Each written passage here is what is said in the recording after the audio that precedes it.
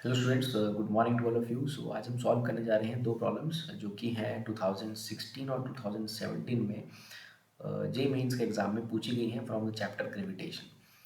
सो पहली प्रॉब्लम में कहा गया है like we have a satellite and it is revolving in circular orbit at height h from the earth surface and that height is very very less than r।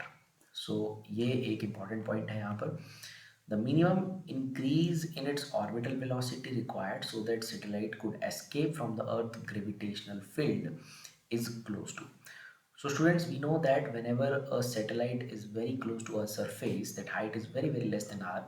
So जो orbital velocity satellite का होता है, it is basically root gr.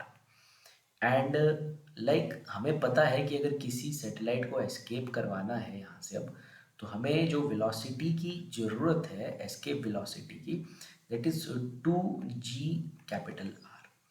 अब हमारे पास जो satellite है उसके पास already root ji are है एंड उसे बाहर निकालने के लिए वी नीड रूट 2gr। सो हमसे कहा जा रहा है what is the minimum increase required. So minimum increase required is I'm writing it as increase for VI. So minimum velocity increase required is basically change in the two। ये already आपके पास है और आप ये आपको escape करवाने के लिए ज़रूरी है।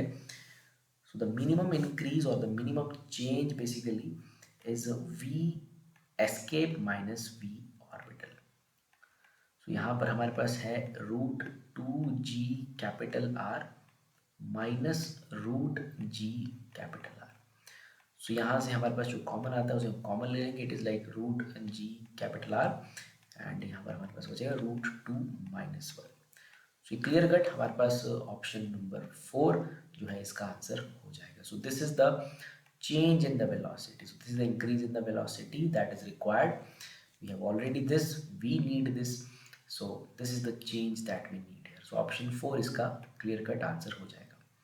now let's come to the question number 7th there, जो कि जे मेन के 2017 के एग्जाम में यहाँ से पूछा गया है और एक सीधा सीधा सवाल है। Variation of acceleration due to gravity g with distance d from the center of the earth is best represented by which of the figure there।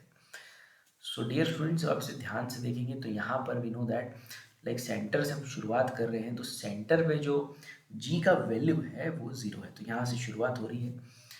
तो जैसे जैसे आप सेंटर से सरफेस की तरफ बढ़ेंगे, like this capital R is the radius of earth, the variation is a straight line. Mean जैसे जैसे आप ऊपर आएंगे आपका जी जो है वो इंक्रीज करेगा लाइक अ स्ट्रेट लाइन। तो यहाँ पर पहला जो ये दिखाई दे रहा है आपको, ये वाला रीजन जीरो से लेकर के ओ से लेकर के सेंटर से लेकर के ये स्ट्रेट लाइन, सो ये वेरिएशन होगी हमारी इनसाइड। और जब हम सरफेस पे पहुंच जाएंगे, हम सब सरफेस यानी कि अर्थ के सरफेस से ऊपर निकलने की कोशिश करेंगे, तो सरफेस से बाहर निकलने पे जी वेर इज लाइक 1/r² या हाइट स्क्वायर, जो भी हम रिप्रेजेंट करें, एच रिप्रेजेंट करें, यहाँ डी रिप्रेजेंट किया हुआ है। सो बाहर निकलने पे जो वेरिएशन है जी का सरफेस से ऊपर, वो पैराबोलिक टाइप होगा। सो ये कर्व पैराबोलिक टाइप है आफ्टर दैट सरफेस और inside there is a straight line. तो इसका जो आंसर है वो है ऑप्शन 2 देयर। बाकी किसी भी तरह के कर्व्स इसे एग्जैक्टली रिप्रेजेंट नहीं कर रहे। So best representation is answer 2 there. Option 2 is the answer for this problem. I just hope आपको ये प्रॉब्लम समझ आई होगी। With that, thank you very much.